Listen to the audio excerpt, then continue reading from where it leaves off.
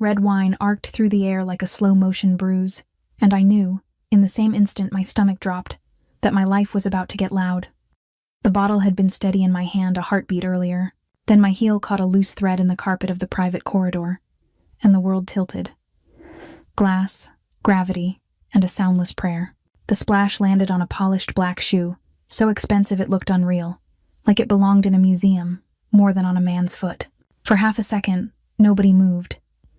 Not the suited men at the table, not the security shadows along the wall, not me, frozen with my wrist still angled mid-pour, feeling every drop hit like a verdict. The man attached to that shoe didn't look down right away. He let the silence expand first, the way people do when they're used to rooms obeying them. I'd seen him twice before from a distance, always behind velvet and money, always surrounded by men who smiled too carefully. Dominic Nico Morelli, 35, Chicago power in a tailored suit. The kind of name managers whispered as a warning, like saying it louder might summon him.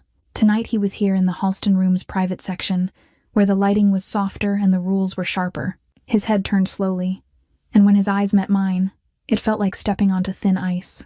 I'm Avery Cole, 28, and I've spent the last 2 years perfecting the art of being unseen. Not because I'm shy, because invisibility is sometimes the only armor a single mom can afford. My son Noah is 6. He thinks my job is glamorous because I come home smelling like expensive food and hotel soap. He doesn't see me counting tips at the kitchen table while he sleeps, doing math that never ends. Rent, daycare, the minimum payment, the next minimum payment. I owe $92,000 in student loans for a degree I barely use. A master's that should have put me in an office with benefits instead of balancing plates near men who carry power like weapons. But the Halston Room isn't just a paycheck. It's a listening post. Chicago's most exclusive restaurant attracts people who don't want to be overheard anywhere else. Politicians, judges, CEOs, and men like Dominic. I took the job because my mother vanished 6 years ago, and the official file went cold fast. Doctor. Elaine Cole, linguistics professor, stubborn truth-teller, gone without a body or a goodbye. Every rumor I chased led back to the same kind of rooms, the kind where I'm supposed to be furniture. Behind me, I sensed my manager's panic before I heard it, the way fear has its own temperature. In the private section, silence isn't empty. It's a signal. It tells the staff to disappear, tells the bodyguards to tighten their stance, tells everyone at the table to pretend they're not calculating consequences. I could feel my pulse in my fingertips, feel my face heating with shame, and under it, something older and sharper. I had worked too hard to keep Noah safe to lose everything because of one loose thread. Dominic finally looked down at his shoe, then back up at me, and the expression on his face wasn't anger as much as evaluation. He spoke to the men beside him in a rough old Italian dialect, the kind you don't learn from apps or travel classes. The tone was casual cruelty, the way powerful people entertain themselves when they think the help can't hear. In his words, I was clumsy, replaceable, stupid. He compared me to an animal and laughed softly, like that was the end of it. Except I understood him, every syllable. My mother had insisted I learn dialects, not just languages. She said real power hides in the versions of speech nobody bothers to translate. She used to drill me at night while Noah slept in his crib, making me repeat archaic phrases until my mouth could shape them without thinking. Listening to Dominic, I heard more than insults. I heard names, a shipment, a payoff, a plan that didn't belong on any menu. In that moment I had a choice, and it scared me how clean it was. I could swallow it, apologize in English, and go back to being a shadow. That was the safe option. The mother option. The option that kept paychecks coming and kept Noah safe. But my mother's absence lived in my chest like a splinter. 6 years of unanswered calls, 6 years of imagining Dr. Elaine Cole trapped somewhere, or erased by men who hated questions. And here was Dominic, talking too freely because he thought I was nothing. So I set the bottle down. I lifted my eyes. I answered in his dialect, steady, letting him know I'd understood every insult and every detail he didn't mean to share. Dominic froze. The room's silence turned sharp, and while my manager's footsteps rushed toward me like a sentence, I realized I had traded invisibility for a spotlight owned by Nico Morelli. By the time I slipped back through the velvet curtain, the hallway was holding its breath. No one looked at me. Servers found urgent reasons to polish glassware. The Halston Room didn't tolerate scenes, especially not in the private section where the city's real decisions happen behind soft lighting and harder smiles. My manager came at me like a man trying to outrun disaster. His eyes kept flicking toward the door I'd just come through, as if Nico Morelli might appear and decide the restaurant was guilty by association. He didn't check on me. He didn't ask what I heard. He focused on one thing: damage control. He walked me into the service corridor and ended my job in a few sharp sentences I barely processed until the meaning hit my ribs. I was done. Immediately. The restaurant would protect itself, and I was the easiest shield to throw. I understood the math. A waitress is replaceable. A man like Nico is not. I carried my anger like a hot coin in my mouth. I'd tripped. I'd spilled wine. I'd been insulted in a dialect he assumed I couldn't understand, and I'd refused to swallow it. Part of me wanted to apologize just to rewind time. Another part, the part that has been living on grief for 6 years, wanted to spit fire. They made me clear my locker fast. Apron off, phone charger, my notebook. The snack I kept for the nights I forgot to eat. That notebook wasn't about schedules. It was my private map. Names I overheard, dates I cross-checked, little linguistic tells that hinted at bigger lies. I'd been collecting them because my mother vanished and the official story never added up. Dr. Elaine Cole disappeared 6 years ago. No body, no answers. Just a cold file and a life that broke into pieces. I'm 28, raising my son alone, and still paying for the education my mother insisted would protect me. I owe $92,000 in loans, and some days it feels like the debt is the only thing that proves I ever had bigger plans. Outside, Chicago hit me with lake wind and headlights. I walked fast, not to get anywhere, but because I could feel eyes even when none were on me. The city teaches women that. So does grief. And I couldn't stop replaying what I'd heard. Nico's dialect wasn't just cruelty. Buried inside it were details that didn't belong in a dining room. A location, a shipment, a name said like it was dangerous. I didn't know yet if it tied to Elaine, but my body reacted like it did. My mother had trained my ears for exactly this kind of mistake powerful men make when they think you're invisible. My phone buzzed on the corner. Unknown number. I stared at it until the screen dimmed, because answering felt like choosing a future. Then I pictured Noah's 6-year-old sneakers by our door and picked up. The voice was calm, clipped, and unbothered by my fear. He called himself Mason Russo. The way he spoke made his nickname, Mace, feel inevitable. He told me Nico wanted to see me the next morning, around 10 in the morning, and he gave me an address that sounded expensive enough to be private and quiet enough to be lethal. I tried to turn the call into questions, but Mason didn't negotiate. He let silence do what threats didn't need to. Then he said my mother's name like it belonged on his tongue. Elaine Cole wasn't a stranger to them, and in that moment I understood something humiliating and freeing. My invisible routine at the Halston room had never fooled the people who actually watch. I rode the train home with my keys threaded between my fingers and my thoughts racing ahead of me. Every stop felt too slow. Every stranger's glance felt like it lasted a beat too long. My apartment was dim and cramped and safe in the way small spaces can be. I moved straight to Noah's room.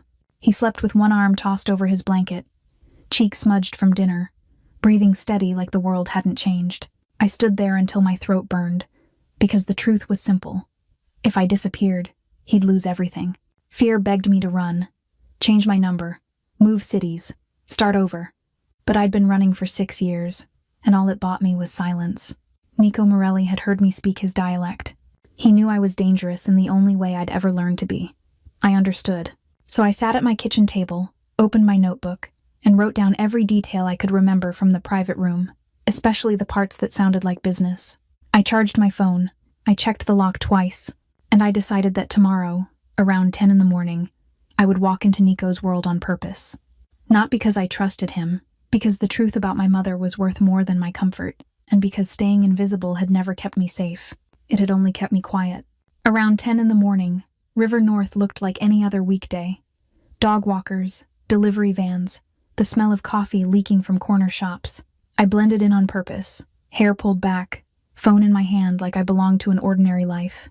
Then Nico Morelli's tower rose in front of me, a blade of glass that caught the sun and threw it back like warning. I stopped at the curb and ran my checklist the way I do before parent-teacher meetings and court dates and late shifts. Breathe. Don't beg. Don't rush. Don't flinch. Noah first. Always. If I vanished, he would wake up to strangers. If I folded, my mother would stay a mystery forever. I walked toward the revolving door and let myself feel the question I couldn't answer. Was I here to be recruited, used, or erased, and Noah would pay if I guessed wrong? Inside, the lobby swallowed sound. Marble, dark metal, a scent like citrus and money. A front desk attendant glanced at my face, then at something on a screen, and the air shifted from neutral to prepared. Mason Russo appeared without hurry, tall and neat in a suit that fit like armor. He didn't introduce himself with warmth. He marked me as expected, then turned as if my choice had already been made. I followed because turning around would have been surrender, and because curiosity can be its own kind of courage. We passed a private security door that opened with a silent click. In the elevator, Mason stood angled toward the panel, not toward me, blocking my view of the buttons like a habit. I watched the numbers climb, and felt my heartbeat settle into a steady, practical rhythm. This was how power moved, quiet, efficient, and you would comply. The higher we went, the smaller my old life felt. Somewhere below, school drop-offs were happening, little hands clutching backpacks, parents worrying about lunch money, not whether a billionaire crime broker had decided you were interesting. I thought about Noah's face when he wakes up and looks for me first, the way he calls me mama like it's a spell that keeps monsters out. I also thought about $92,000, the number that sits on my chest when I try to sleep. The Halston room had been my compromise, my secret job for answers, and I'd lost it in one spill. Mason never asked if I was okay. He didn't need to. In his world, feelings were distractions, and fear was assumed. I kept my eyes on the mirrored wall and practiced the expression I use with doctors and landlords. Calm, polite, and unbreakable.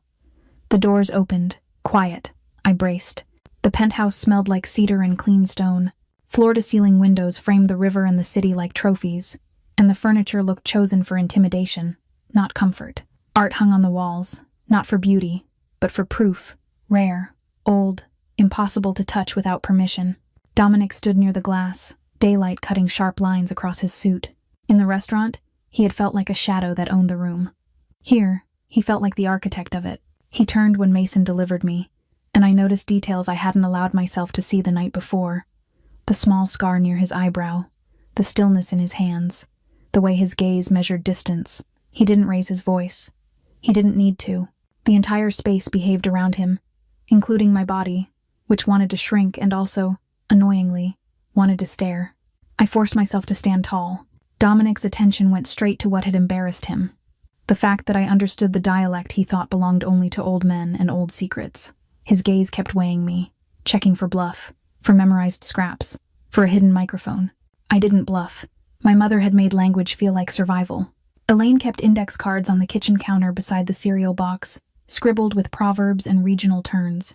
After Noah fell asleep, she drilled me until my tongue stopped sounding American.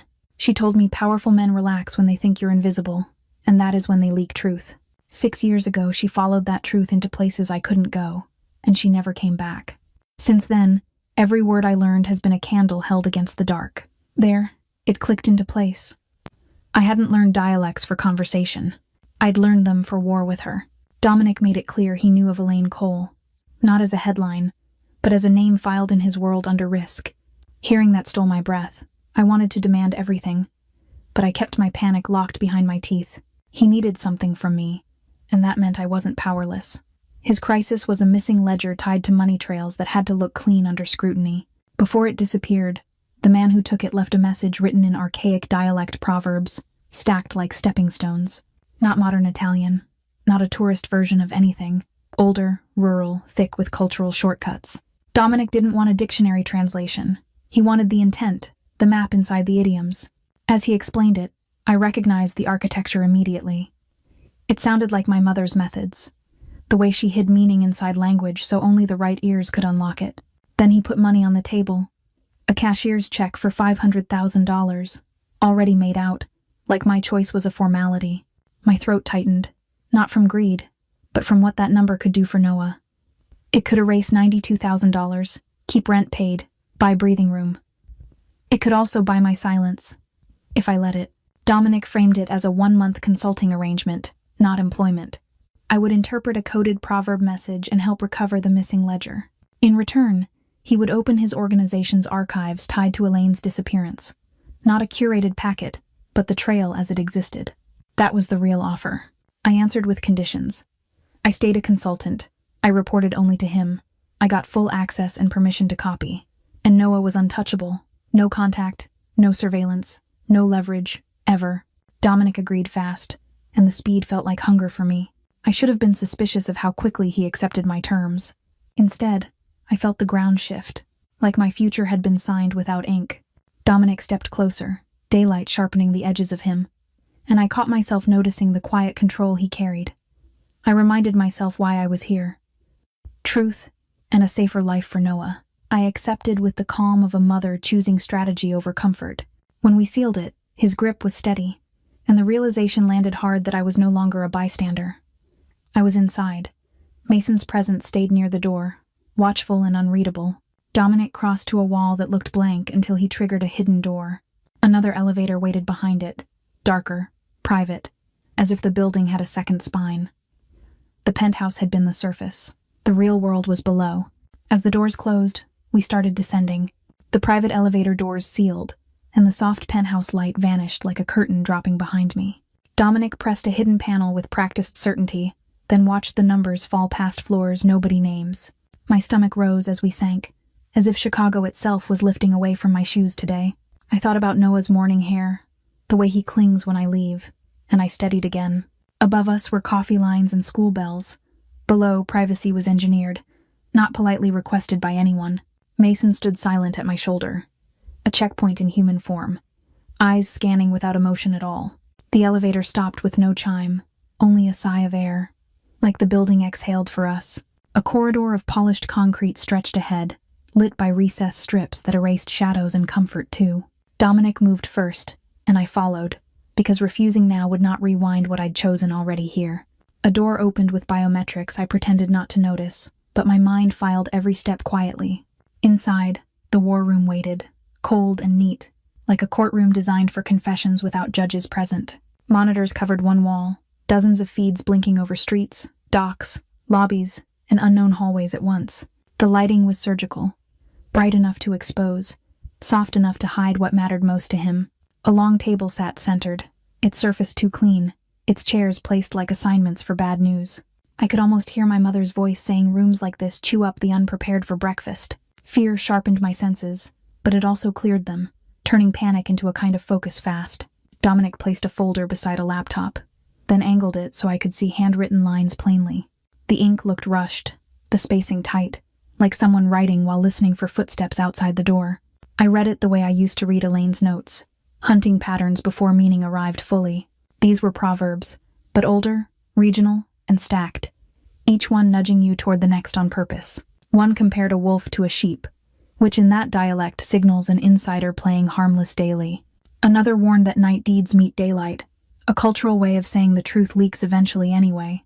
I traced repeated sounds and village phrasing, the small tells academics miss when they chase grammar alone. My first breakthrough hit like a click in my brain, simple once I stopped assuming screens only. A proverb about paper singing and fish staying quiet suggested the ledger had been made physical somehow. People search apartments for drives, but nobody expects a printout hiding inside something boring and heavy nearby. I felt a flicker of satisfaction, not pride, more relief that my mother's training still worked today. Dominic's gaze tightened, the faintest shift, like he'd just seen the room through my eyes for real.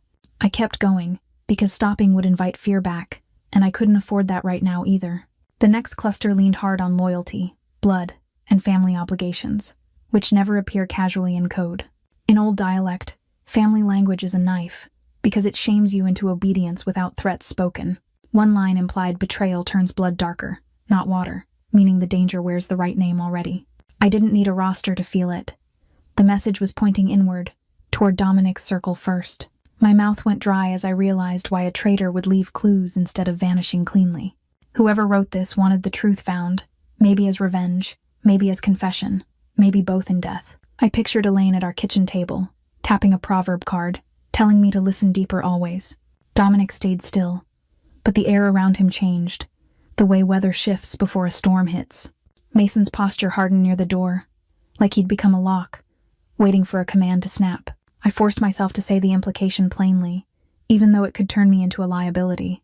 The code wasn't just hiding a ledger. It was warning that the thief had family cover too. That meant Dominic's next enemy might share his blood, his history, or his father's trust still intact. The room felt colder, and I wondered how many betrayals this table had already witnessed in silence. My victory tasted sharp, because solving puzzles is easy compared to surviving what the answers demand later. Dominic's control didn't crack, but it tightened, like a fist closing around something precious and dangerous too.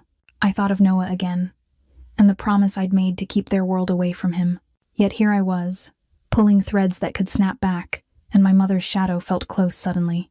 Dominic gestured for me to continue, but his eyes warned that the next name could burn everything. I inhaled, tasted metal from nerves, and followed the proverbs to their next cruel conclusion right away. The betrayer wasn't across the river or outside the city. The betrayer was already at his table. As the monitors hummed, I understood part 5 was coming, and it would ask who Dominic loves most. The monitors kept humming, but nobody moved like before. My last interpretation had landed and stayed there, heavy, turning air into ice. Dominic didn't raise his voice. He didn't need to. His stillness told me the war room had shifted from puzzle to prey. Mason's eyes flicked to the door, then back to the screens, as if measuring how long it would take for a leak to become a bullet. I swallowed, forced my hands steady over the page, and followed the next proverb cluster, because hesitation is a language predators understand, and I refuse to give them advantage today. Elaine used to say proverbs were the poor man's courtroom.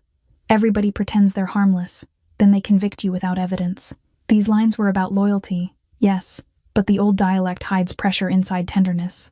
One phrase praised the hand that feeds you, then warned the hand can also close into a fist. Another compared a house key to a wedding ring, the kind of cultural cue that screams access without saying theft. Whoever wrote this wasn't accusing a random soldier. They were pointing at someone with permission, someone who could walk through locked doors and be welcomed like family is. The next set turned darker, all inheritance language and owed respect. In my notes I wrote, entitlement, not hunger. The dialect has a specific bite when someone claims what was promised by blood, and it showed here, wrapped in prayers and old saint references. I watched Dominic's jaw tighten once, just once, and I knew he recognized the scent. A name didn't get spoken, but it appeared in the room anyway, the way a shadow enters before the body. His cousin Vincent, the man who smiles at weddings and counts chairs like votes, as if the family table were a throne. I'd served men like Vincent before, not him specifically, but the type, the one who thinks patience is humiliation and loyalty is a receipt. This wasn't about a missing ledger anymore. It was about succession, about who gets to be called rightful. Dominic's anger didn't flare. It compressed, the kind of fury that makes decisions clean and irreversible. He moved to the monitor wall, and the feeds reflected in his eyes like cold water. Mason started sending silent instructions with his hands, and I understood the hunt had begun while I still held paper and my breath felt too loud. That's when it hit me. I wasn't a consultant in a secure room. I was the key, and keys get stolen. I'd already heard more than insults upstairs, and down here I was hearing structure, names, motives. People disappear for less than this knowledge, and everyone in this room knew it without saying it. My mind leapt straight to my apartment door. The cheap lock, the stairwell that always smells like fried onions, Noah's backpack hanging by the sofa. If someone followed me home, he wouldn't understand why. He would just look for me at pickup and find empty air. I forced myself to speak with my spine, not my panic. Whatever Dominic planned, my son was not a bargaining chip. No watching my kid, no names in files, no surprise visits, no protection that feels like a leash. I laid it out in plain terms, because I've learned that soft requests get ignored. My hands shook, but my voice in my head didn't. I reminded myself that I'd survived 6 years of not knowing where Elaine was. I could survive this too, as long as Noah stayed untouched. If that line broke, I would walk away, money or truth. I expected a fight, at least a power play, something that made me earn the boundary. Instead, Dominic gave ground fast, like the answer had been waiting in him already. It unsettled me more than resistance would have.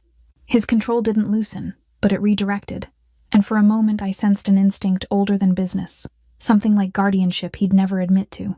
Mason looked surprised too, just a flicker, then blank again. Dominic's attention stayed on me, not as furniture, not as hired help, but as someone he had decided mattered to keep alive, and I hated wanting it.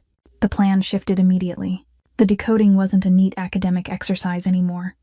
It was a race against Vincent, against anyone he'd bought, against time itself. Dominic's people began moving, and I felt the machinery of his world spin up around me. He insisted I stay close enough that his security shadow covered mine, close enough that I could keep reading while he made decisions. It sounded like strategy, but it felt like possession. and that scared me most. If we were leaving this bunker, it meant the next place would be safer, and somehow more intimate. I followed anyway. By the time we slipped out of River North, Chicago had gone back to pretending it was just a city. Commuters on corners. A guy walking his dog like the world was simple. The lake wind pushing at jackets. From street level, Dominic's world was invisible, and I understood the joke of it now. I'd spent years trying to stay unseen. He'd built an entire life that way on purpose. The safe house sat in a quiet row of brownstones that looked expensive but not flashy. The kind of block where people pay for silence. I noticed the protection before I noticed the architecture. A camera that wasn't trying to be cute. A second door that closed a beat too fast. A man on the corner with the posture of someone who never checks his phone. Dominic called it safer, and my body translated that into contained. I kept asking myself the same question as we crossed the threshold. Was I being protected or stored? Inside, everything was warm wood and soft light, but the calm felt engineered. The windows had weight to them, thick enough to dull sound. The locks clicked with that expensive certainty that says money can replace trust. I caught the faint hush of air filtration and realized even breathing had been optimized. Dominic's version of safe wasn't a blanket. It was a system. I should have felt relief. Instead, I felt my skin keep listening for the moment the system decided I was the threat it needed to manage. Mason moved through the space like a ghost with a job, checking angles, confirming routines, disappearing to the edges. Dominic stayed at the center without trying. He didn't pace. He didn't perform. He simply occupied the room as if it had been built around him. I forced myself to do the one thing Elaine drilled into me when fear made me sloppy. Inventory. Exits. Sightlines. Objects that could become tools. Then I pulled out my phone and checked for the only update that mattered. The daycare app telling me Noah had eaten his snack and fallen asleep at nap time. My throat loosened for half a second. What threw me wasn't the security. It was what Dominic did once the door sealed behind us. He washed his hands, rolled his sleeves like a man in his own kitchen, and started putting together food with quiet competence. Cutting boards, a pan heating, the kind of simple routine that belongs to normal people. I watched his hands and felt my brain stutter. Those hands signed orders that moved men like chess pieces, and they also knew how to slice onions without rushing. Control looked different when it wasn't aimed at me. It looked almost practiced, like someone had taught him that feeding yourself is its own kind of power. I hated how quickly my body noticed details I didn't want to catalog. The way his shoulders relaxed when he focused on something ordinary. The way he kept his back to the wall anyway, out of habit, like relaxation was a costume he wore with one eye open. I told myself to stay professional, to keep my head in the proverbs, in the missing ledger, in Vincent's shadow. But heat doesn't ask permission. It just exists, and my awareness of Dominic felt like that, unwanted and undeniable. Elaine would have laughed at me, not cruelly, just the way she laughed when she caught me romanticizing danger in my 20s. She always called obsession a velvet trap. I could see her at our tiny kitchen table, hair in a messy clip, eyes bright from too little sleep, pushing a notebook toward me like it was a life raft. She'd make me repeat dialect phrases until my mouth stopped sounding American. Not because she wanted me to impress anyone, but because she believed powerful people speak the truth when they think you can't understand. She disappeared 6 years ago, and the lesson stayed behind like a splinter I could never pull out. In the safe house, with Dominic cooking like a man who belonged to a world that never worried about grocery money, I felt that old splinter twist. I told him, in the only way I could without begging, what my mother's work had done to our lives, how it ate weekends and birthdays, how it turned into late-night phone calls and coded calendars, how it left me with $92,000 of debt, and a 6-year-old who thinks his grandma is a story that ends too soon. I didn't give him a speech. I gave him the truth in small pieces. The way you do when you're afraid the whole truth will break something. Dominic didn't try to comfort me. He didn't soften. But I saw the shift anyway. A tightening behind the eyes. A flicker of recognition that family can be both shelter and weapon. The way he carried his inheritance sat on him like a tailored coat lined with knives.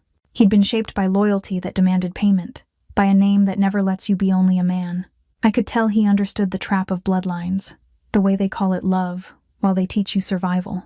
I reminded him, quietly and firmly, that Noah was off limits in every universe. No watchers, no friendly check-ins, no gifts, no protection that comes with a hook. My son would not become a lever someone could pull. Dominic accepted it with a speed that made my stomach tilt. Not because it was easy, but because it sounded like a rule he wanted to exist. That should have calmed me. Instead, it made me wonder what it meant when a man like that decided your child deserved safety. The breath didn't last. Mason's phone buzzed, and the entire house changed temperature before I even knew why. He read something, looked up, and I saw the message land like a stone. The accountant we'd been chasing through proverbs and coded warnings, Peter Bellini, had been found dead. No details offered, no drama, just the blunt fact that a man who might have explained everything was now silence. My mouth went dry, and my thoughts turned sharp. Dead messengers mean someone is cleaning up. It meant Vincent wasn't only trying to win, he was erasing the path behind him. It meant the ledger might already be moving, or that a decoy was, and either option was a trap. Dominic's focus snapped into place like a lock turning. He ordered old archives brought in immediately, every file tied to Bellini, every record tied to the past, and when he looked at me, I understood what tonight was becoming. We weren't just decoding anymore. We were about to lay my mother's notes beside Dominic's secrets and see where they overlapped. A board of ghosts. A race against a man with our blood in his hands. And a truth that was finally close enough to cut. Just after midnight, the safe house dining table stopped being furniture and started being evidence. Mason cleared the center like he was prepping an operating room, and suddenly my mother's life was spread out under warm lamps. Folders, envelopes, dog-eared notebooks, and printouts that smelled like old toner. Coffee sat in a chipped mug that didn't match anything else.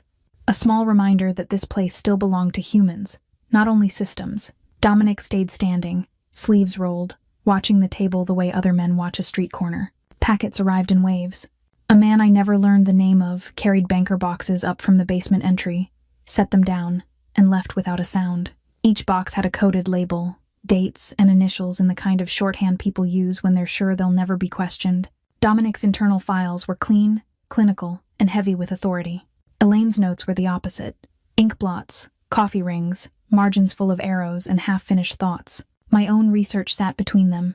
Printouts from public archives, screenshots, the desperate work of a daughter who couldn't afford private answers. We didn't need speeches to agree on the mission. We needed clicks. Proof. A straight line from then to now. I ran my finger down my mother's tight handwriting and tried not to imagine her doing the same thing somewhere else. In some other room, 6 years ago, thinking she was close. I kept hearing a question I'd never dared say out loud. What if Elaine Cole wasn't missing in the way the police file suggested? What if her name had been sitting in Morelli's storage this whole time, filed away like an inconvenience? Around 1 a.m, my eyes started burning, and the lines on the page began to swim. That was when I found it, tucked in the back of Elaine's black notebook, under a section she'd titled simply, Contacts. A date sat beside 2 letters, PB, and a note about a meet in a place she'd described only as the river lot behind the old stone arch. My stomach tightened. PB didn't feel like a random abbreviation. It felt like a door handle turning. I pulled one of Dominic's personnel packets closer, the kind printed on thick paper with a watermark I could see when I held it to the lamp. In the index, Peter Bellini was listed as finance oversight, active, then abruptly reclassified to external contract work right around the same month as my mother's note. A timestamp in the internal log showed an approved after-hours access request under Bellini's credentials, flagged as executive clearance. I didn't have to be a cop to understand what that meant. Elaine hadn't met a stranger. She'd met an inside man. The second click landed harder. Dominic's security archive had a vehicle gate record tied to Bellini. A black sedan logged at the Chicago River Service entrance near the Kinsey Stone Arch, just after midnight. The exact night Elaine wrote her PB entry. There was even a note about a visitor badge issued under a false corporate name, the kind of paper pass my mother would have pocketed and saved. In Elaine's margin, she'd scribbled, "Smells like ink and lilies," which made no sense until I saw the location's nickname in Dominic's file. Lily Gate, the old funeral supply loading dock they'd repurposed years ago. My hand started shaking so badly I had to press my palms flat on the table. The room got loud in that way it does when your ears fill with blood. For years, Elaine's disappearance had been a mystery with soft edges, a missing person case that people could shrug at when their shift ended. This was not soft. This was a collision of names and timestamps and access privileges. This was a trail someone had tried to hide. I thought of Noah in his Spider-Man pajamas, the way he sometimes calls for me in his sleep, and rage rose like bile. Someone stole his grandmother from him. Dominic didn't touch the papers, but I could feel him reading them anyway, absorbing the pattern the way predators smell a wound. His anger earlier had been controlled, the kind that stays useful. This was different. This was personal cold. The kind that comes when you realize betrayal isn't new, it's tradition. I watched his jaw lock, watched the muscle in his cheek jump once, and understood he was tracing these dates backward through generations. If Bellini was the conduit then, someone in Dominic's bloodline had opened the door. Vincent's name didn't need to be spoken for it to poison the air. The logic was brutally simple. Elaine met Bellini under cover of night. Bellini had access that only the inner circle could authorize. After that meeting, her notes got frantic, full of abbreviations and warnings, and then the notebook stopped. No more dates, no more errands written in her neat little boxes, just absence.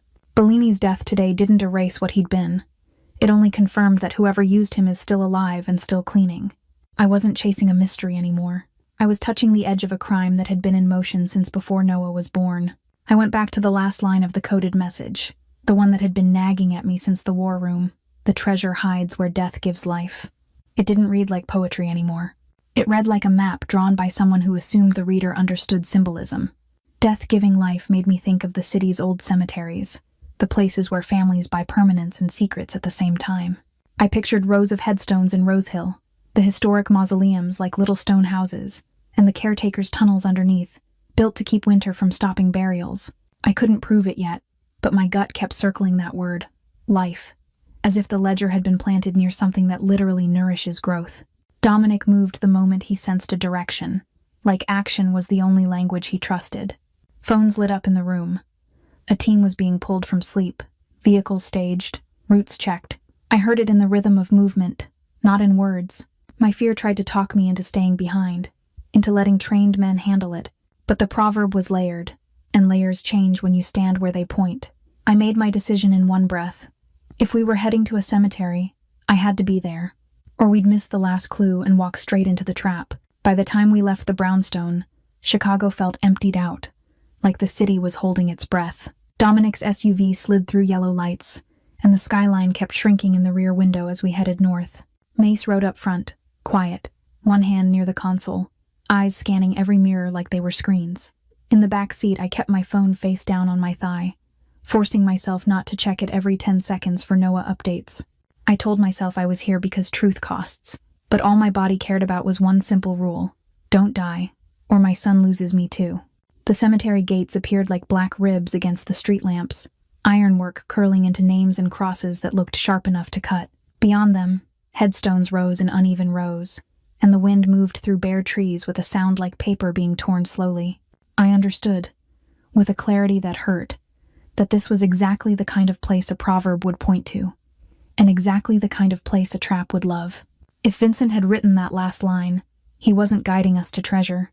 He was dragging Dominic into the open. 2 cars rolled in, lights off, tires crunching gravel, and the team fanned out with the calm precision of people who practiced worse days for a living. Dominic moved beside me without touching me, close enough that I could feel heat from his coat when the wind shifted. He didn't have to say anything for me to know his plan was simple. Keep me alive, keep me useful. I tried to match their pace, stepping between stones, memorizing angles, looking for the mausoleum that could fit death gives life. The first shot didn't sound like thunder the way movies promise. It was a flat crack that punched the air and made my knees fold. Stone chipped somewhere near my head, and bits of marble stung my cheek like grit. Before I could think, Dominic was over me, his body a shield, his arm hooking across my shoulders and pulling me down behind a thick headstone. My mind flashed, stupidly, to Noah's backpack by our apartment door, and I swallowed panic so hard it burned. The team answered with movement, not noise, sliding into cover, spreading to break the angles that were pinning us. Another shot slapped the earth in front of the gate, and I knew then we hadn't found the clue first. We had been allowed to arrive. Vincent had measured the distance, chosen his perches, and waited for Dominic to walk into the mouth of it. Fear tried to freeze my lungs, but I forced myself to listen, because listening was the only weapon I owned. Mace signaled a retreat toward a stone mausoleum set deeper in the grounds, a squat building with a heavy door and narrow windows like slits. We moved in bursts, crouched low, crossing open paths between headstones while rounds snapped into marble and threw up dust. Dominic kept one hand at my back, guiding me without shoving, and I hated how much my body wanted to trust that pressure. Inside the mausoleum, the air smelled like cold limestone, and the sound changed, turning every shot outside into a distant hammer. That muffled echo gave me space to hear something else. A thread of voices in the old dialect, drifting between trees, confident, organized. They weren't just cheering a kill. They were counting steps, calling positions, and mentioning the kind of blasting powder used to crack stone, not bodies. I felt my mouth go dry as I caught the pattern. A pair circling left to plant something near the side wall. Another pair holding the gate line. A third waiting to rush the door when the boom hit. I pushed the meaning to Mace and Dominic in a rush of breath, not words, letting them know flanking and explosives were seconds away. The response was immediate. Footsteps repositioning. A man peeling off to the left corridor, another aiming at the side window. Dominic shifting me behind a stone column as if he could rewrite physics. A dull thud hit the mausoleum's outer wall, followed by frantic scraping, and then a sharp crack that sounded like a device being crushed before it could wake. Relief flashed through me for half a second, and then fear doubled, because whoever sent that team would send another. Outside, the shooting slowed. Not because it was over, but because someone wanted us to listen. A voice carried across the graves, smooth and familiar in cadence, and even without seeing him, I could feel the grin behind it. He used the dialect like perfume, letting it hang in the air, making sure Dominic heard every syllable meant to hook his pride. The message underneath was clear in my bones. Come out, cousin. Come prove you still own the name. Then his tone shifted toward me, and the dialect turned colder, describing me as the stray who learned forbidden words from a woman who asked the wrong questions. When he let Elaine's name slip into that sentence, my blood went to ice, because it wasn't curiosity. It was ownership. He hinted, with the lazy confidence of a man who thinks secrets are inherited, that my mother had been handled the way families handle problems, quietly, permanently, and long before Bellini's body ever hit a file. I bit the inside of my cheek until I tasted copper, not from injury but from the urge to scream. Every picture of my mother at our kitchen table, every late-night drill, every promise that language could keep us safe, slammed into me at once. Dominic didn't explode. He went still, the kind of stillness that makes men around him stop breathing, and I understood restraint was the only thing keeping this from becoming a massacre. I leaned close enough to feel the tension in his shoulder and tried to pour control into him with my presence, because Noah needed me alive, and my mother deserved the truth. Footsteps approached through gravel, slow and confident, stopping just outside the mausoleum door as if the night itself had decided to knock. I heard Vincent's intent more than his words, the demand for a face-to-face family reckoning, staged like theater and timed like execution. Dominic's hand went to the latch, and for a heartbeat I thought he might step out alone, the way powerful men sacrifice themselves to keep control of the story. I grabbed his sleeve, not begging, just refusing the idea that my mother's fate could be negotiated without me in the room. The team tightened around us, weapons angled, breath held, and the mausoleum felt smaller than a closet. Somewhere beyond the stone, a branch scraped metal, and the sound made me picture Noah's small fingers tapping my wrist when he wants comfort. I forced air into my lungs and reminded myself that fear is information, and information is what kept us from the explosive that never went off. Vincent waited on the other side, patient, certain Dominic would open the door, and certain I would flinch. Instead, I squared my shoulders, door unlatching. Cold air rushed into the mausoleum when the latch gave. Dominic stepped out first, shoulders squared, settling into that calm stance that made people obey without noise. I stayed at the threshold anyway, close enough to hear, refusing to let my mother's name be traded while I hid behind stone. The cemetery was a geometry problem in marble. Headstones made low walls. A stone angel offered cover to the right. Mace's team held angles in silence, spread wide, half swallowed by darkness. Vincent walked into the open like he owned the space between graves. Even at a distance, I saw the family resemblance. The same sharp bones, the same confidence, but with a smile that never warmed. He used the old dialect again. The tone was familiar on purpose, the way people say cousin when they mean rival and say family when they mean property. Underneath the softness, he pushed one idea at Dominic. The betrayal was necessary. The legacy had to be protected. The old ways were the only ways that worked. Then he pulled my mother into it. Not her whole story, just enough to cut. He referenced Elaine's meeting with Bellini years ago, and the way an outsider with a notebook becomes a threat if she keeps asking. The dialect carried the same ugly verb my mother warned me about. The one that means handled, contained, made quiet. My stomach turned. Grief hit, then anger rose underneath it, clean and usable, because now it wasn't a mystery. It was a decision. For a second, I saw Noah's face the way it looks when he's half asleep and reaching for me. And I hated Vincent for making that image feel like a threat. I also hated myself for realizing I was steadying Dominic with my presence, as if my fear could become useful. Vincent kept his gaze on Dominic, but his words were aimed at me too, meant to remind me I was a witness he could erase. That was when I understood this standoff was his audition for power alone. Dominic stayed still, but the stillness sharpened. Vincent kept circling his justification tighter, hinting he had the ledger and could burn Dominic down whenever he chose. He wanted Dominic to beg. He wanted me to break. Instead, I listened for the cracks. The dialect has tells the way poker does. A man who truly holds leverage speaks from the chest, not the throat. Vincent performed. He even overpolished a proverb fragment, like he needed witnesses more than truth. In my mother's lessons, that meant bluff. If he had the real ledger, he would be trading it, not risking his life here. I felt my own thoughts snap into a verdict. He was here to take Dominic, not to bargain. I shifted my weight, and Vincent's eyes flicked toward me, irritation flashing as if he could feel what I'd pulled from his language. That fracture was enough. The night snapped open with gunfire, fast and clean, rounds cracking stone, throwing dust, forcing us into motion. Mace's team collapsed Vincent's angles. Vincent's men scattered. Dominic surged sideways at the same time I did, instinct pulling us toward cover. A shot came from the left, aimed at the doorway where I'd been. Dominic crossed in front of me without thinking.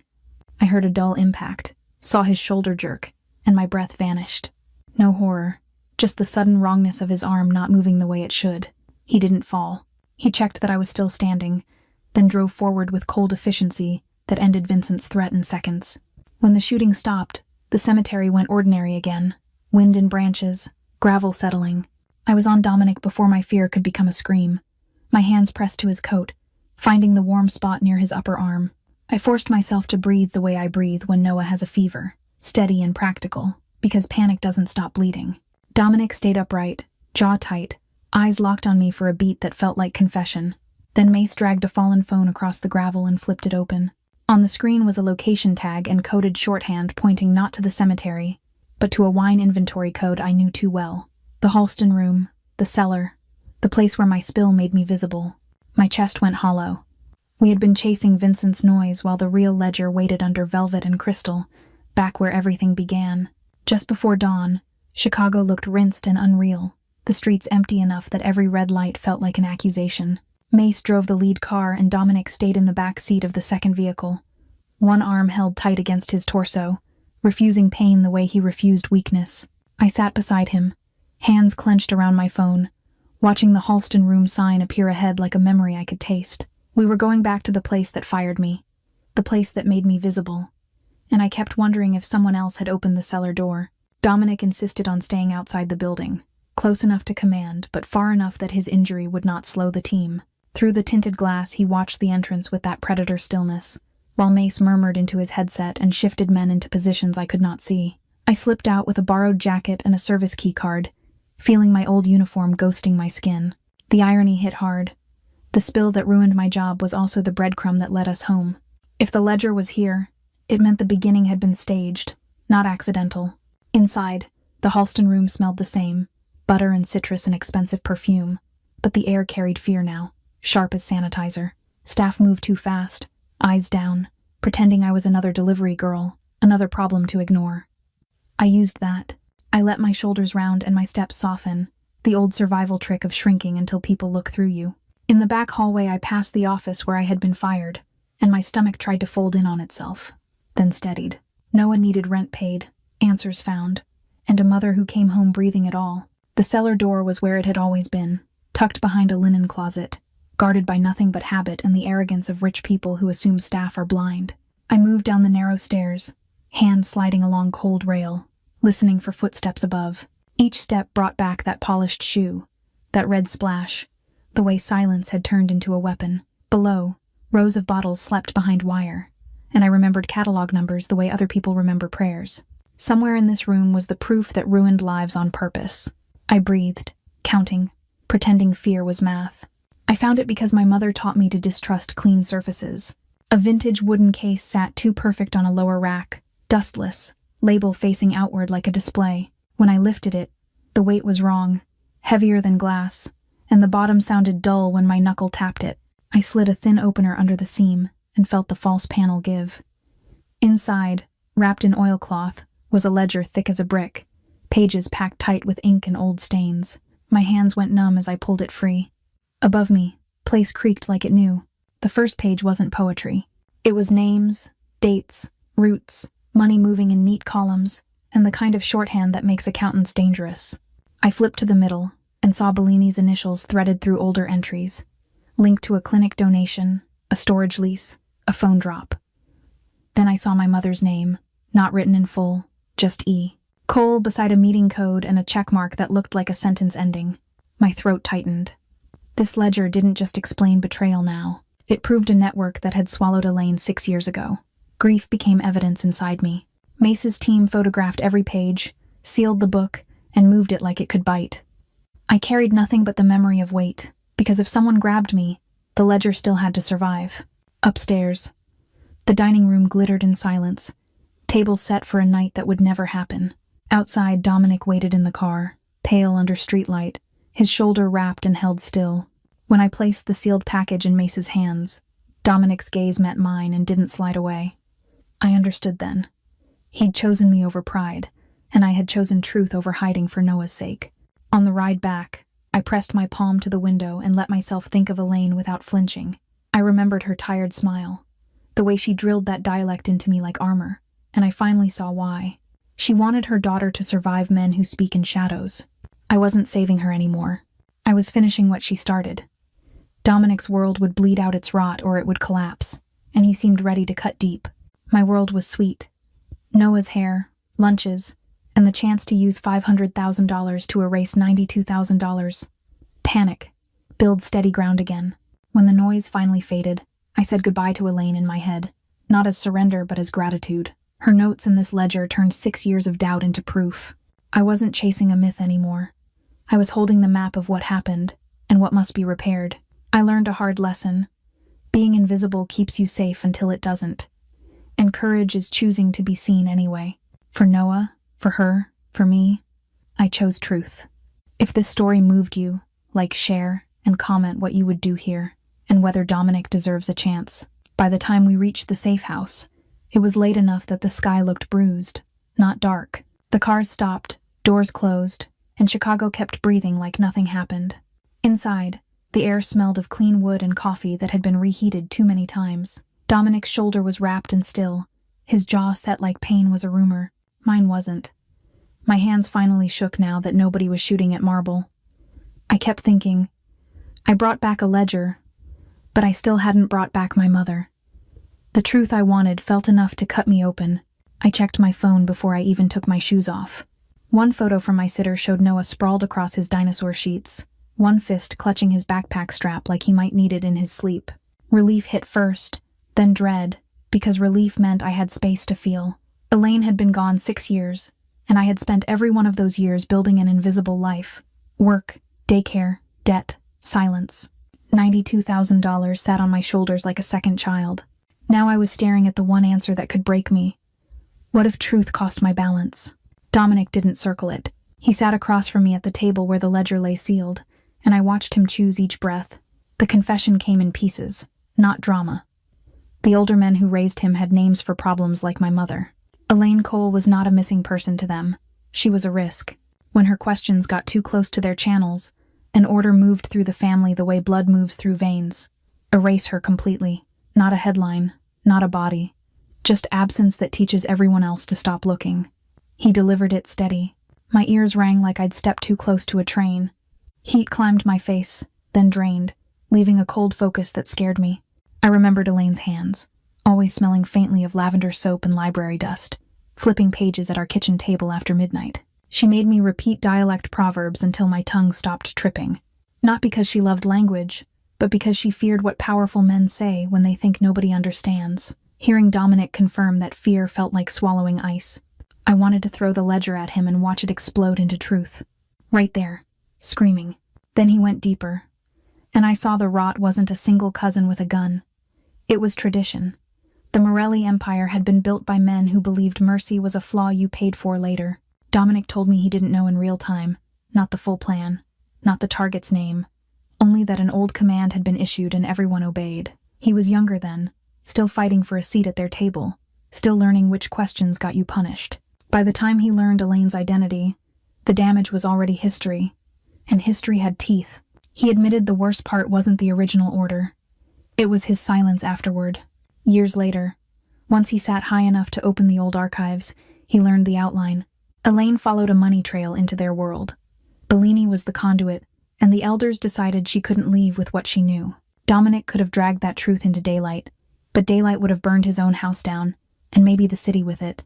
He chose survival and stability over confession. That choice kept my mother missing. It kept me grieving, 6 years straight. It landed on me. I stared at him and realized I'd been living inside his silence without knowing it. My chest tightened the way it does before I cry in front of Noah and refuse to. I wanted to label Dominic a coward, the kind of man my mother warned me about. Maybe he was. But his face didn't plead. It carried the tired weight of someone paying interest on a decision. Every day, rage rose anyway, bright and pure. It wasn't only for Elaine. It was for the girl I was when she vanished, and for the woman I became to survive it. In my head, a courtroom opened, and I played every role. Prosecutor, judge, frightened witness. I pictured grabbing the ledger and walking straight to the police, then pictured the firestorm that would follow. Bodies I'd never see, consequences Noah would live with. His little sneakers were by my apartment door in my mind, scuffed at the toes from running too hard. If I chose revenge that got me killed, I would leave him motherless, just like Elaine left me, and I could not repeat that story. Dominic's world had swallowed my mother. I refused to let it swallow my son. Justice, I realized, didn't have to look like blood. It could look like daylight and paperwork and names that can't hide. It could look like Dominic turning his own people over and cutting out the family rot that made disappearance feel normal. The ledger gave us leverage that wasn't a gun. It was proof, and proof is a weapon my mother would have respected. Dominic watched me while I processed that, and I felt him measuring what I would do next. Even with $500,000 waiting, I felt broke, because nothing buys back a mother. It only buys choice for me. I kept asking myself the question that felt like betrayal. Can I love a man whose world swallowed Elaine? I didn't have an answer, only sensations. Dominic held still, letting the confession sit between us like a weight he finally stopped dodging. His control didn't feel like performance. It felt like a brace. He was still dangerous, and he had benefited from an empire built on silence. But for the first time, he chose truth over comfort in front of me. That mattered. Not enough to erase the past.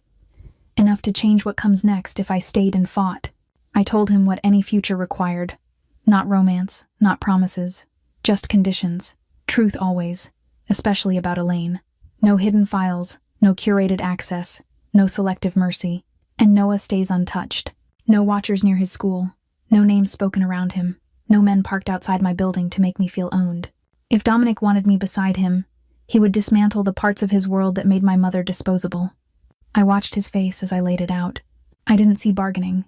I saw hard acceptance, the kind that costs pride and forces man to change in public. That was the turning point. Not forgiveness, but direction. The ledger would go to the right hands, and Dominic would stop anyone from burying it again. I imagined a public scholarship in Elaine's name, something clean that couldn't be erased by whispers. I imagined Noah growing up with truth instead of fear, with a home that stayed ours. Dominic's world would not become gentle overnight, and I refused to pretend it would. But it could become accountable. If I stayed, it would be on my terms, with Noah as the North Star, and Elaine's legacy as the map from now. Late that night, I washed my face and watched the water run clear, like I could rinse 6 years away. I couldn't, but I could choose what happens after. Dominic's people moved quietly, shifting from crisis to cleanup, and I listened like a witness instead of a ghost. Tomorrow, in daylight, we would start cutting rot out of his empire and stitching something safer in its place. I would do it for Elaine and for Noah, asleep miles away. I would build a life where my son never learns to disappear. That was my boundary. That was my promise. Forward. 6 weeks after the night we pulled the ledger from the wine case, Chicago went back to pretending it didn't notice blood on marble. People still lined up for brunch, still complained about traffic, still laughed under bright patio heaters. But in the quiet channels where power travels, the air shifted. Dominic's name stopped being a rumor and started being a warning again, not because he got louder, but because he got precise. I felt it in the sudden politeness of strangers, in the way doors opened before I touched them, in how silence followed me like a shadow too. Inside his world, the cleanup looked nothing like the movies. It was spreadsheets, timestamps, Controlled meetings in rooms with no windows. Dominic ordered audits that dug through shell companies and consulting invoices the way my mother used to dig through footnotes. The men who couldn't explain their money lost access first, then titles, then protection. Some were pushed toward quiet retirements with strict conditions. Others were handed to lawyers and investigators. Dominic trusted more than family. Mason became the hinge between orders and action, calm as ever, while I watched Dominic choose accountability over comfort. Brutal, necessary, and strangely exhausting. My role changed too. I wasn't wearing an apron anymore, but I also wasn't pretending I belonged in a penthouse. I stayed a consultant on paper and a translator in practice, reading threats before they became gunfire. When a message came in wrapped in old dialect politeness, I could hear the insult underneath. When a partner from overseas used proverb language to test Dominic's spine, I explained the cultural trap and helped him respond without escalating. We built routines, risk briefs, contacts, fewer surprises. I learned violence is often a failure of interpretation, and the cleanest exit is understanding first. Noah stayed the center of every decision, and I enforced that with the kind of firmness only a scared mother can manage. I moved us to a quieter building with a doorman who knew my name, not Dominic's. I walked Noah to school mornings, watching his shoulders bounce under his too big jacket, making sure the same faces were there day after day. Dominic's security never approached him, never waited near the playground, never let their cars idle on our block. Protection, I learned, can be real only when it doesn't announce itself. That was my rule, and Dominic kept it. The money didn't rescue me the way people imagine money rescues women. It didn't erase the nights I cried quietly in the bathroom so Noah wouldn't hear. But it gave me air. I paid down the $92,000 like it was a monster I'd been feeding for years, and I set up a cushion that meant one broken tooth or one missed shift wouldn't destroy us. I kept working too, because pride matters when you have a kid watching. Dominic never tried to buy my obedience. If anything, he learned that my yes only comes with clear terms every single time. Dominic's pivot wasn't a press conference. It was paperwork and decisions that still hurt people who deserved it. He shut down routes built on intimidation and replaced them with legitimate logistics contracts, hospitality investments, and real estate that could survive sunlight. He folded smaller crews into one compliant structure and hired outside accountants who did not flinch at threats. The old guard hated it. The loyalists adapted. I watched Dominic sign documents that cut his own income for a while in exchange for stability, and for the first time, I believed his redemption had teeth, even without anyone clapping nearby. Elaine's name became something other than a missing poster. With the ledger's proof and Dominic's money routed into clean channels, we created the Elaine Cole Foundation with bylaws and oversight, not a vanity headline. Dominic funded it with a $5 million endowment that could not be pulled back, and I insisted on a board that included educators, single parents, and a retired investigator who asked questions. The foundation pays tuition for single-parent students studying journalism, languages, or public records research, and it covers childcare stipends, so ambition doesn't die in the daycare line. That detail mattered to me more than gala. The first letter we received wasn't fancy. It was an email from a woman in her 30s who had 2 kids and a voice that sounded like mine used to. Exhausted, smart, invisible. She wrote that she could finally take the night classes she'd postponed for 4 years because someone would pay for childcare and train fare. I cried over my coffee, right there in the kitchen, and Noah asked if I was sick. I told him I was fine and meant it. For the first time, grief did something besides hurt. It built, and it felt like her smile. Dominic didn't suddenly become normal. He still scanned rooms without thinking, still sat where he could see exits, still moved like the world was a negotiation. But he tried, in small ways that mattered more than grand gestures. One quiet morning, he stood in my kitchen and wrestled with a lunchbox lid, while Noah hopped around his ankles asking for extra strawberries. Dominic listened, then washed the berries carefully, like the act had rules. Later, he showed up with a paper bag from a neighborhood bakery, cinnamon rolls still warm. Watching him learn softness without performing it made me hopeful. Love, if that's what this was, came with paperwork in my head. I didn't give Dominic my heart like a surrender flag.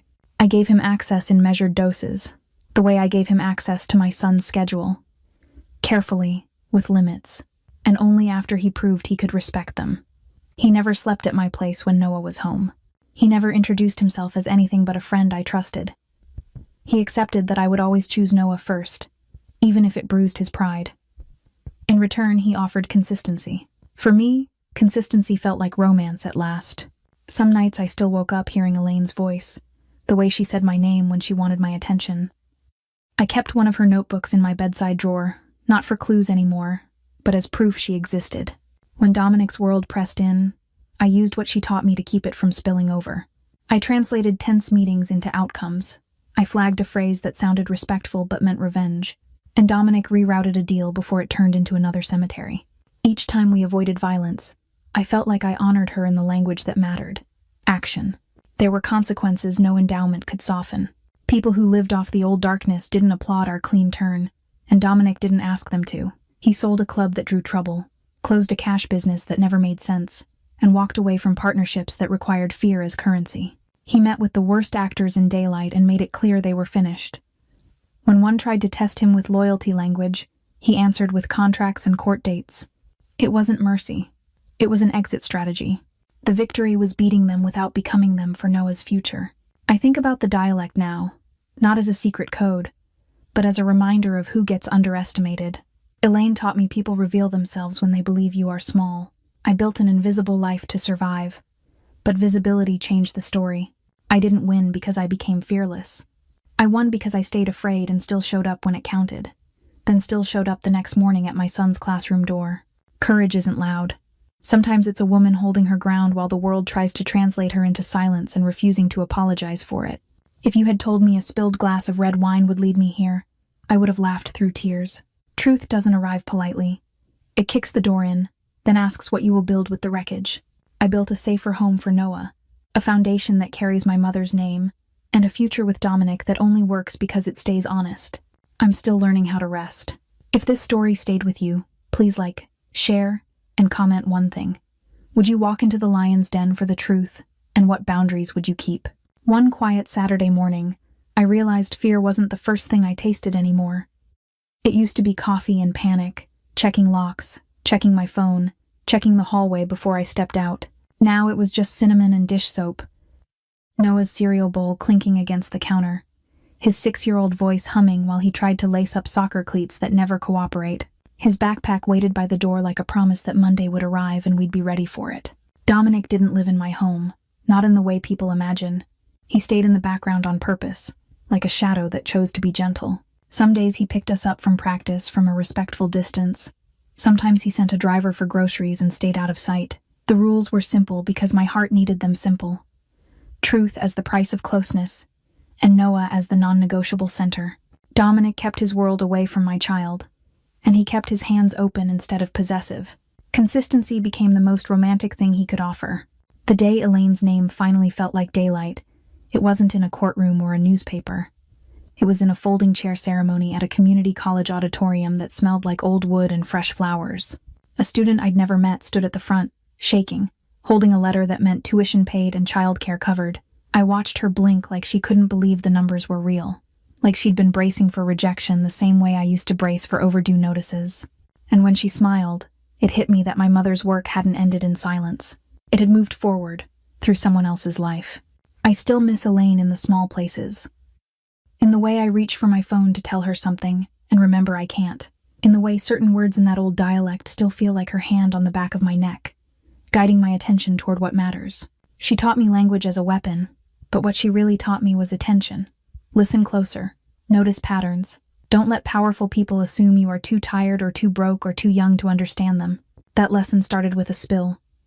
A glass tipping, red wine arcing through air, my body bracing for punishment before it even landed. I thought that moment ruined me. I thought it cost me my job, my cover, my fragile invisibility. Now I see it as the doorway that forced me to stop shrinking. The Halston room made me feel like a ghost, but the dialect made me visible in a way the world couldn't ignore. I didn't become safe by hiding. I became safe by speaking, then building boundaries strong enough to hold the truth. I won't pretend everything is perfect. Dominic is still Dominic. His name still carries weight that can bend a room. And there are days I feel the old darkness tug at the edges of our life. But he is choosing, over and over, to cut the rot instead of feeding it. And I am choosing, over and over, to be a mother first, a woman with standards, and a daughter who refuses to let her mother's story be reduced to a missing person headline. Some nights Noah falls asleep with a library book on his chest, and I watch his lashes flutter while the city hums outside. That quiet is my victory, and my mother's too. Finally. If you stayed with me through all of this, thank you. If my story made you feel something, I'd love it if you liked this video, shared it with someone who needs hope, and left a comment. Would you have walked into the lion's den for the truth? And what boundary would you set to protect your child and your heart? Final no next transition.